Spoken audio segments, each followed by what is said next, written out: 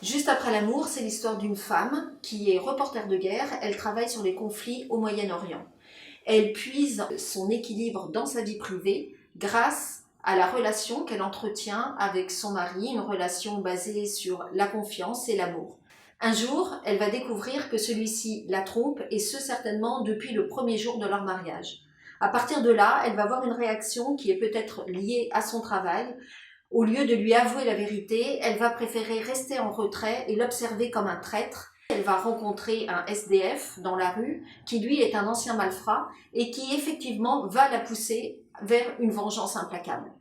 Donc juste après l'amour, c'est l'histoire en fait de ce parcours chaotique de cette femme pleine de douleur et aussi encore de sentiments pour son mari, qui va devoir se débattre absolument pour ne pas succomber à la tentation, et sa tentation sera de tuer son mari. J'ai écrit juste après l'amour avec, je crois, beaucoup de sincérité, de force aussi et de courage, car c'est un thème difficile à aborder. J'ai forcément utilisé mon passé pour forger cette héroïne qui est vraiment en fait ballottée entre la douleur et la haine, et bien sûr aussi l'amour qu'elle porte encore à son mari. Pourquoi ce thème? Simplement parce que on parle toujours de qu'est-ce que l'on pourrait faire par amour, mais on aborde moins le thème de que pourrait-on faire par désamour.